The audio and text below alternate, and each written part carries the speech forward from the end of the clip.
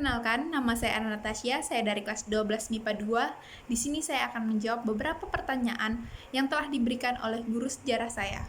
Pertanyaan pertama yaitu, jelaskan tentang landasan politik luar negeri Indonesia dan apa yang dimaksud dengan politik luar negeri bebas aktif. Landasan politik luar negeri Indonesia ada 3. Pertama, Pancasila sebagai landasan ideal. Kedua, Undang-Undang Dasar 1945 sebagai landasan konstitusional. Ketiga, Undang-Undang sebagai landasan operasional.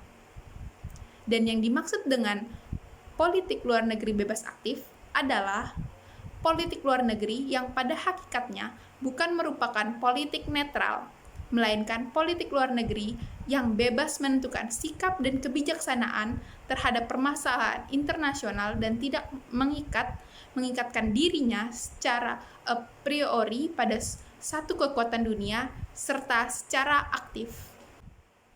Pertanyaan kedua, jelaskan keterkaitan isi pembukaan Undang-Undang 1945 dengan pelaksanaan politik luar negeri bebas aktif. Di dalam pelaksanaannya, Indonesia menjalankan politik luar negeri bebas aktif berpacu pada ideologi Pancasila dan landasan konstitusional Undang-Undang 1945 yang merupakan dasar hukum tertinggi negara Indonesia. Nah, keterkaitannya yaitu kepentingan nasional Indonesia secara umum sudah tercantum dalam undang-undang.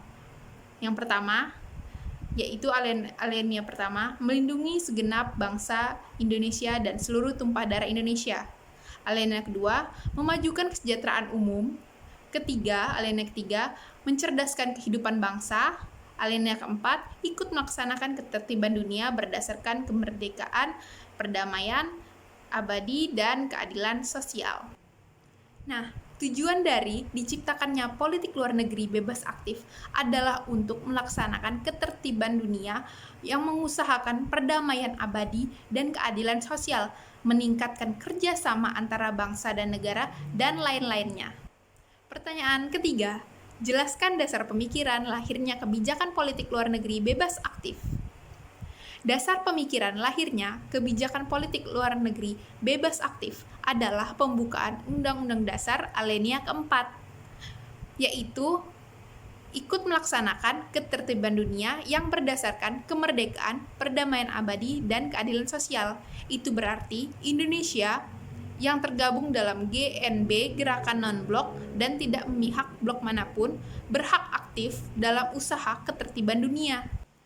Pertanyaan keempat, perbandingan dalam hal penerapan kebijakan politik luar negeri bebas aktif Indonesia yang dilakukan pada masa pemerintahan Presiden B.J. Habibie, Abdul Rahman Wahid, Megawati Soekarno Putri, dan Susilo Bambang Yudhoyono.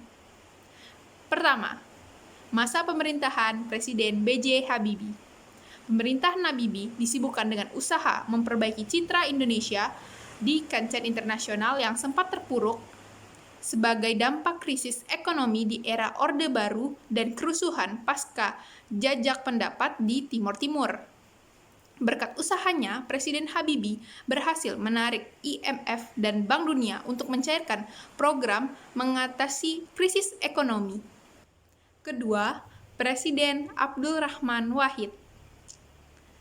Hubungan negara Indonesia dengan negara-negara barat mengalami sedikit permasalahan setelah lepasnya Timor Timur dari NKRI. Presiden Wahid memiliki cita-cita mengembalikan citra Indonesia di mata internasional. Untuk itu, beliau banyak melakukan kunjungan ke negara-negara luar. Dalam setiap kunjungannya, ia selalu membawa isu-isu domestik. Di antara isu itu yaitu Timur Timur, isu Papua, isu Aceh, dan isu perbaikan ekonomi. Yang ketiga, masa pemerintahan Megawati Soekarno Putri. Pada awal pemerintahan Megawati, suasana politik dan keamanan menjadi kondusif. Presiden Megawati lebih memperhatikan dan mempertimbangkan peran DPR dalam menentukan kebijakan luar negeri dan diplomasi seperti diamankan oleh Undang-Undang 1945. Presiden Megawati lebih memprioritasi diri untuk mengunjungi wilayah-wilayah konflik di tanah air. Yang keempat, masa pemerintahan Susilo Bambang Yudhoyono. SBY berhasil mengubah citra Indonesia dan menarik investasi asing dengan menjalin berbagai kerjasama dengan banyak negara pada masa pemerintahannya. Perubahan-perubahan global pun dijadikan sebagai peluang.